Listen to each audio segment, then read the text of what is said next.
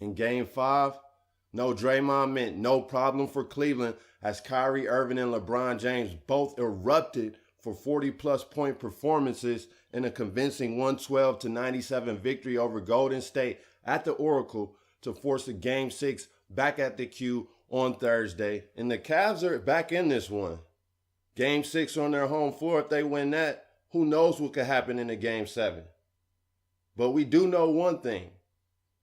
After seeing how the Warriors play without Draymond Green in Game 5, we've learned Draymond is a whole lot more valuable to Golden State and how they play than what we thought prior to Game 5, because I heard a lot of people still picking Golden State to win Game 5 without Draymond, but I knew no Draymond meant no small ball lineup, or at least not to the same effect as when Draymond is out there. They lost their best playmaker and their best rebounder. So Draymond, hitting LeBron in the man region, was it worth it? Because now, Golden State is in the series.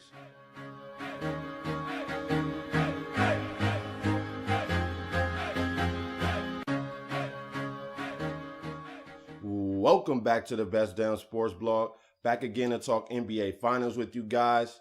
Game 5 specifically, the Cavaliers were able to go into Oracle with no Draymond Green due to suspension and come away with a convincing 112-97 victory over the Warriors, led by LeBron James and Kyrie Irving, who became the first teammates to both score 40 points in the same NBA Finals game. Both of them went off for 41, combining for 82 points. Kyrie shot 17 of 24 from the field. LeBron James shot 16 of 30 from the field. Just efficiently great games from both players. LeBron knocked down his jumper. He stayed aggressive from the opening. And man, Kyrie was serving. Fadeaways, pull-up jumpers, getting to the basket. He just showed his whole repertoire on Golden State, and he really had Curry looking silly out there on defense. Kyrie balled out. That was a performance similar to his 50-point outing against the Spurs. Just marvelous in a dire situation. LeBron showed up as well. Channeled his inner beast, reminiscent of Game 6 versus the Celtics as a member of the Miami Heat, down 3-2 at the TD Garden, in need of a victory to get his first NBA Finals ring after choking the year before. That's what type of LeBron performance he put together in Game 5. And Kyrie's performance, I think that is probably the best single performance LeBron has gotten from a teammate in an NBA Finals game, D-Wade included in all. I'm pretty sure these were the type of performance LeBron envisioned Kyrie to have when he decided to come back to Cleveland. This is what he expected, because Kyrie, we know offensively, he's up there with the best of them. But now he's putting it all together when it counts most. Also has 6 assists. And oh yeah, if you were wondering about what did the final piece of the big three do, Kevin Love, he just had 2 points. And I don't really blame him at all. I more just wanted to point it out because they don't need Kevin Love. And that just shows. They beat the Warriors convincingly at Oracle, which they have failed to do since LeBron has returned, with Kevin Love producing just 2 points. I expect Kevin Love to be gone this offseason. I'll just throw that in there.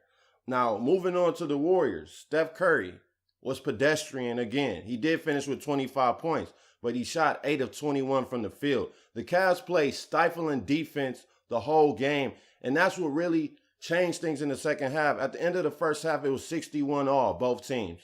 After that, the Cavs held them to just 36 points in the second half. The Warriors didn't even crack 100 after scoring 60 in the first half.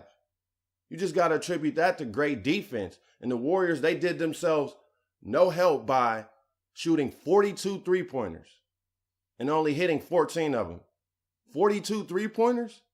Like, they were going for the jugular at home. And they seemed to be discombobulated without Draymond Green. They lost a lot of their versatility without Draymond.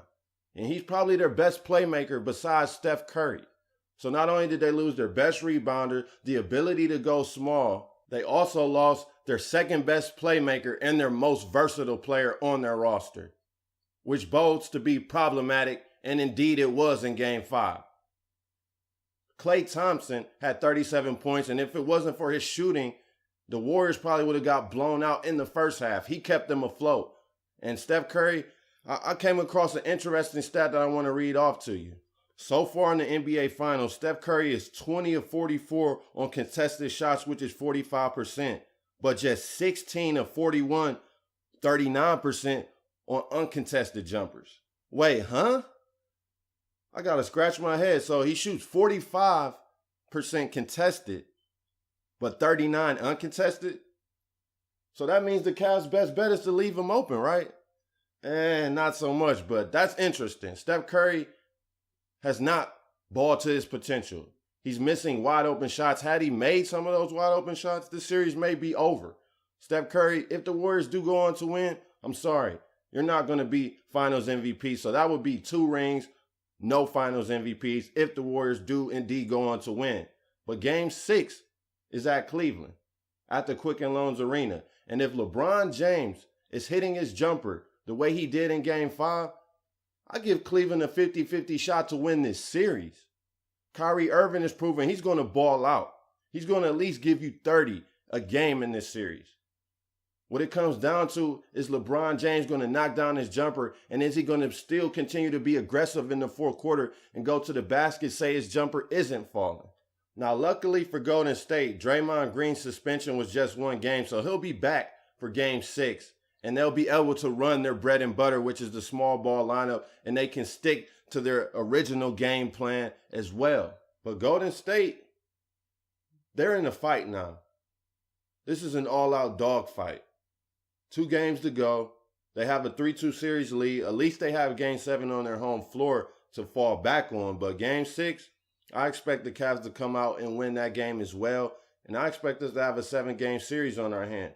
Draymond Green, he will have to make up for his loss in Game 5. That loss, to me, goes on his shoulders for not keeping his cool. Had Draymond played in Game 5, I think this pod will be about a whole different topic. A topic of the nature of Golden State winning their 2nd straight NBA Finals. That's what I think would have been the difference if Draymond Green had played in Game 5. But he didn't keep his cool, and now he has 2 games to make up for it and make sure the Warriors still go on to win their 2nd title. But believe me, it is not going to be easy. And I expect come Sunday, there to be a Game 7 at the Oracle for all the marbles.